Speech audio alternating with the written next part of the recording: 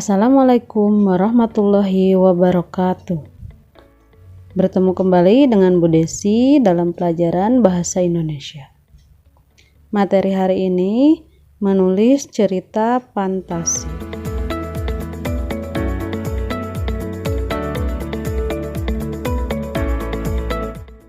Tujuan pembelajaran dari materi hari ini yang pertama, merencanakan pengembangan cerita fantasi.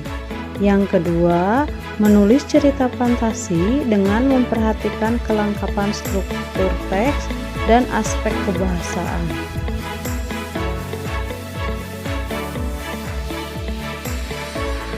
Nah, langkah-langkah dalam menulis cerita fantasi ada 5. Yang pertama, menemukan ide. Yang kedua, mengembangkan ide. Yang ketiga, menemukan ide. Yang keempat, mengembangkan rangkaian peristiwa menjadi teks cerita fantasi. Dan yang terakhir, kelima, memberi judul.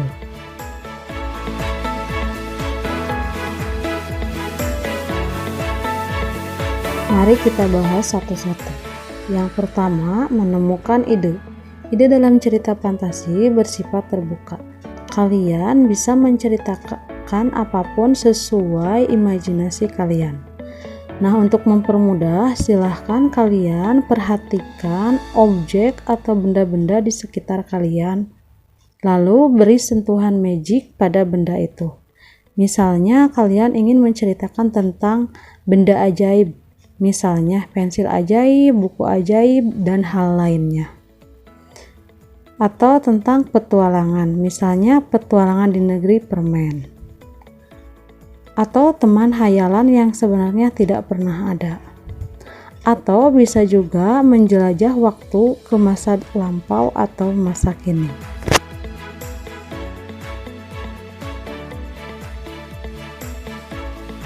Setelah kalian menemukan ide, selanjutnya ide tersebut dikembangkan. Nah, pada contoh kali ini, misalnya penulis membuat cerita fantasi tentang benda ajaib, yaitu mesin fotokopi ajaib. Idenya, seorang anak miskin yang baik hati menemukan mesin fotokopi ajaib. Mesin fotokopi tersebut dapat mewujudkan gambar apapun yang difotokopi.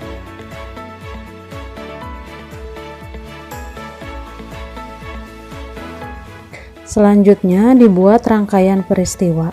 Pastikan kalian membuatnya terurut dari mulai orientasi, komplikasi, dan resolusi. Misalnya di sini bagian orientasi. Yang pertama, tokoh utama. Andi merupakan anak yang miskin yang tinggal bersama ibunya di desa. Ia sering diejek oleh anak seusianya. Andi pergi ke gudang tua tempat kakeknya dulu bekerja. Ia menemukan mesin fotokopi kakeknya. Nah, pada bagian komplikasi, Andi dihasut oleh teman-temannya untuk memfotokopi banyak hal sesuai keinginan mereka. Andi yang ingin memiliki teman pun melakukan itu. Fotokopi pun rusak hingga memunculkan benda-benda yang pernah difotokopi sebelumnya. Benda-benda pun membanjiri kota itu. Beberapa monster juga keluar dari mesin fotokopi.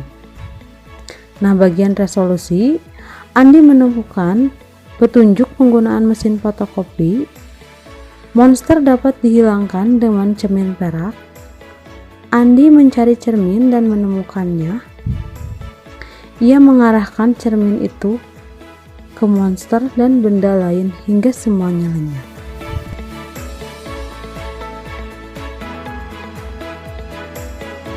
Setelah rangkaian peristiwa tersusun, selanjutnya kita kembangkan menjadi cerita fantasi yang utuh. Andi adalah seorang anak yang masih berusia 14 tahun. Ia tinggal berdua bersama ibunya yang miskin. Ia sudah berhenti sekolah sejak ayahnya meninggal dunia 3 tahun lalu. Sang ibu tak mampu membiayai sekolah Andi. Andi pun tak menuntut lebih. Andi masih bersyukur masih bisa makan dan berteduh dari hujan. Hidup miskin dengan pakaian usang membuat Andi diejek teman-temannya. Ia tidak hanya mendapat perlakuan buruk secara verbal, tetapi pernah juga dipukul. Sebagai anak laki-laki, Andi bukan tidak melawan, tetapi dirinya yang sendirian melawan teman yang banyak bukanlah lawan yang seimbang. Jadi ia memilih untuk menghindar jika bertemu dengan gerombolan anak seusianya. Suatu ketika, saat mentari berada di atas kepala, Andi terlihat lari terbirit-birit. Ia melihat gerombolan anak seusianya pulang sekolah. Andi pun berusaha mencari tempat persembunyian agar tidak terlihat. Ia masuk ke gang tempat kakeknya dulu bekerja. Ia membantu di gudang itu beberapa jam. Setelah merasa aman, Andi pun bangkit. Ia berencana keluar dari gudang itu. Tak sengaja kakinya tersandung. Andi terjatuh dan menimpa sebuah benda besar yang ditutupi kain putih. Ia membuka kain dan melihat sebuah mesin fotokopi usang berada di sana.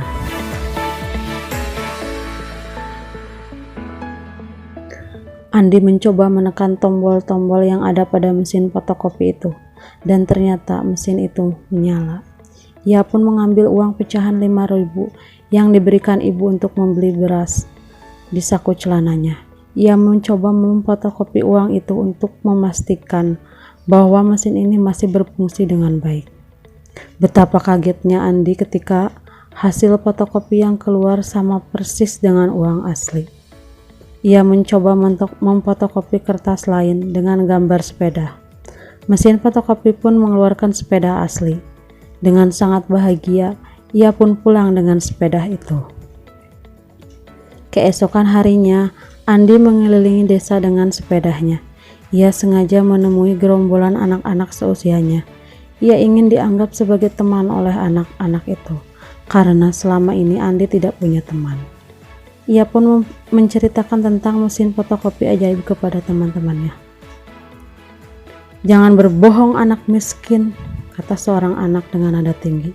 "Terserah," Andi menjawab singkat. "Kalau kau menipu kami, lihat saja nanti," celetuk anak satu lagi. Mereka pun pergi ke gudang itu. Anak-anak itu mencoba mengoperasikan mesin fotokopi, tapi tidak berhasil. Ternyata mesin fotokopi hanya bisa dioperasikan oleh Andi. Teman-temannya pun meminta Andi memfotokopi kertas yang sudah mereka bawa. Mereka memfotokopi kertas bergambar baju, motor, sepeda, uang, makanan, dan banyak hal. Andi senang melakukan itu. Semua benda yang difotokopi pun keluar. Andi dan teman-temannya berpesta di gudang itu. Mereka sangat tamak hingga memfotokopi semua yang diinginkan. Saat mentari sudah beristirahat, anak-anak itu belum juga berhenti memfotokopi benda yang mereka suka. Tiba-tiba mesin fotokopi bergetar. Banyak benda yang keluar dari mesin itu, bahkan benda-benda kuno yang mereka tidak kenali. Ternyata benda-benda itu adalah benda yang pernah difotokopi sebelumnya. Mesin fotokopi tidak bisa berhenti dan terus mengeluarkan benda-benda. Desa itu pun penuh sesak dengan barang-barang. Semua warga kebingungan. Terakhir, 3 monster keluar dari mesin itu. Monster pun menghancurkan desa dan mengganggu warga. Mereka membakar pohon-pohon. Andi dan teman-temannya ketakutan. Mereka tidak tahu harus berbuat apa. Andi sadar bahwa ia telah termakan hasutan temannya yang serakah. Ia tidak boleh lari dengan kekacauan itu. Ia terus berpikir dan mencari cara untuk melawan para monster. Andi kembali ke tempat mesin fotokopi. Diperhatikannya mesin usang itu.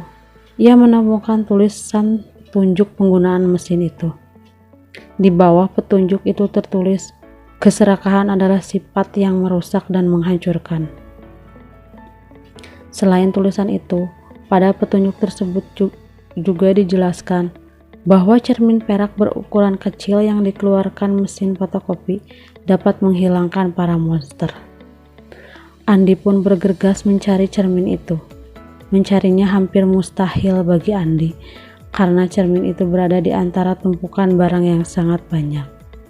Ia pun menyampaikan permintaan maaf pada warga, sekaligus memberitahu perihal cermin itu. Warga pun membantunya hingga cermin perak ditemukan.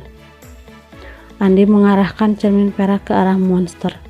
Monster pun terisap masuk ke dalam cermin. Benda-benda yang lain juga dihisap masuk ke dalamnya, bahkan mesin fotokopi. Setelah ditutup mesin fotokopi, cermin pun pecah. Keadaan pun kembali seperti semula. Andi bersyukur desanya sudah aman dari monster.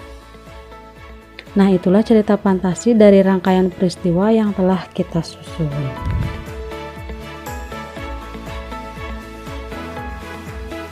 Selanjutnya, kita memberi judul teks cerita fantasi tersebut. Apa ya judul yang menarik untuk cerita ini? Yang pertama, fotokopi ajaib. Yang kedua, monster ajaib. Yang ketiga, ulah serakah.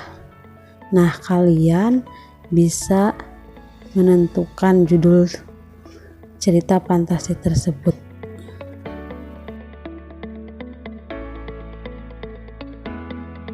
Cukup sekian penjelasan materi untuk hari ini. Mohon maaf bila banyak kekurangan. Terima kasih. Wassalamualaikum warahmatullahi wabarakatuh.